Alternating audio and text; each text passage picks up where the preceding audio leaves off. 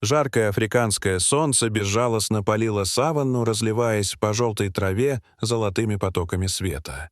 Влажный воздух дрожал над землей, будто сама саванна дышала.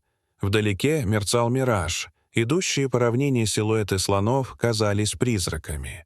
Среди них, под защитой могучего стада, шагал маленький слоненок. Он только недавно научился уверенно держаться на ногах и с интересом исследовал окружающий мир.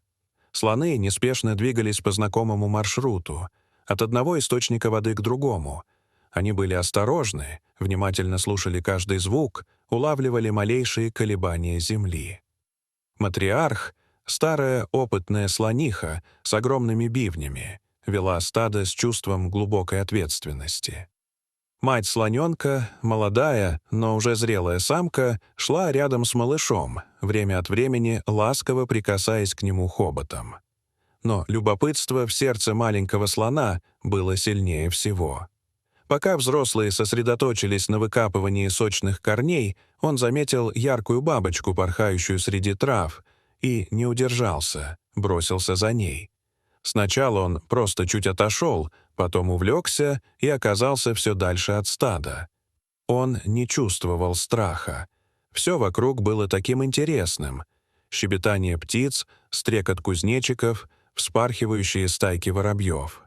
Слоненок крутил хоботом траву, срывал листья и разбрасывал их, хлопал ушами, пугая кузнечиков, и веселился, как только может веселиться дитя, не зная об опасности.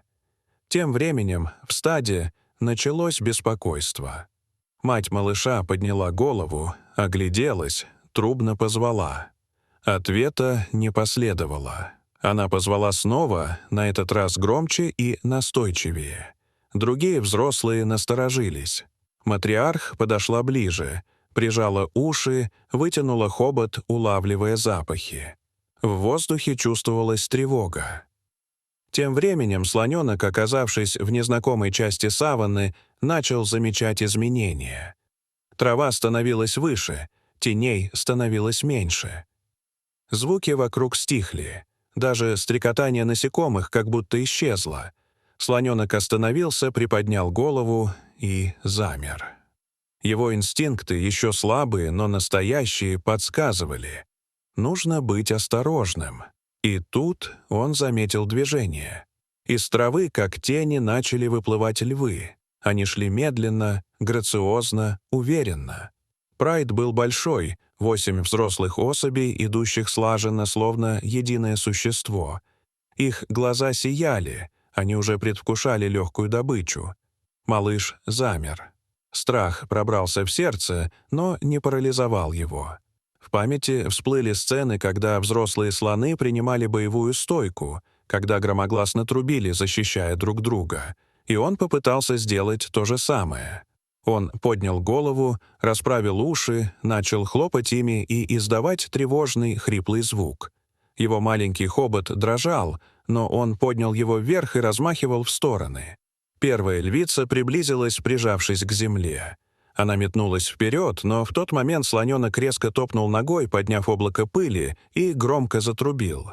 Львица остановилась. Обычно молодняк не сопротивлялся, но этот малыш вел себя иначе. Слоны — животные с могучей памятью и глубокими эмоциями. И в этот момент мать уже мчалась сквозь саванну.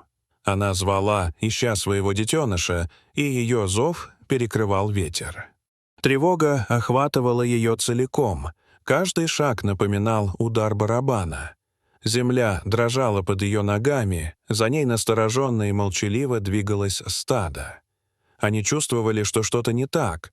В этот момент львы начали наступать плотнее. Один из молодых самцов бросился вперед и когтями оцарапал бок малыша. Слоненок взвизгнул, звук был пронзительным, наполненным отчаянием. Он отступил на шаг, но тут же выпрямился и попытался ударить хищника хоботом. Тот отпрянул. Этот крик услышала мать. Она узнала его, ни с чем не спутать зов своего детеныша. Ее крик был ответом, сильный, пронзительный, сотрясающий воздух. Она неслась, будто сама земля отодвигалась перед ней. Через мгновение она ворвалась в круг хищников. С ревом, не сбавляя скорости, она бросилась на львов. Те отскочили, испугавшись ярости матери, но не ушли. Они кружили, выискивая слабости. Слоненок прижался к ноге матери, дрожа, но продолжал стоять. Он уже знал, что значит бороться. И тут появился гул. Земля затряслась сильнее. Из-за холма одно за другим начали появляться массивные силуэты. Стадо слонов, старые самцы, подростки, самки с детенышами двигалось быстро, уверенно. Их глаза были полны решимости. Они встали полукругом, создавая живой барьер между львами и детенышем. Некоторые поднимали пыль, топая ногами. Матриарх подошла к передовой, ее взгляд был суров. Она медленно качнулась из стороны в сторону, угрожая хищникам. Львы колебались, их добыча ускользала. Но и голод давил на них. Они делали ложные выпады, но уже не с прежней уверенностью. И именно в этот момент послышался новый звук — гул моторов. Из кустов выехали джипы рейнджеров национального парка. Люди были одеты в выцветшую форму, их движения были осторожны, выверены. Они знали, здесь нельзя делать резких движений. Они выключили моторы, наблюдая за ситуацией. Один из рейнджеров, опытный ветеринар, достал рацию, связался с базой, а затем медленно вышел из машины. Его лицо было спокойно, он уже не раз сталкивался с подобным. Он знал, как вести себя среди слонов. Стадо узнало запах людей. Знакомый, невраждебный. Матриарх не препятствовала, когда он подошел к раненому малышу. Слоненок дрожал, но не сопротивлялся. Ветеринар быстро обработал рану, наложил повязку, ввел антибиотик.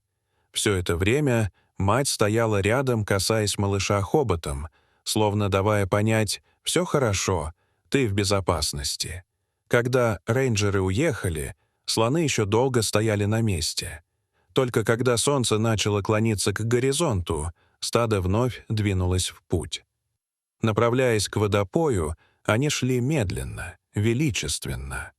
Слоненок, прихрамывая, но с гордо поднятой головой, шагал рядом с матерью. В этот день африканская природа показала, как даже самый маленький представитель великого рода может проявить невероятную стойкость. В нем пробудился дух предков, а рядом всегда была семья, мощная, сплоченная и готовая защищать до последнего вздоха. Дорогие зрители, что вы думаете об этой истории? Расскажите, пожалуйста, в комментариях. А если вам понравилось это видео, то ставьте лайк и подписывайтесь на наш канал. До свидания.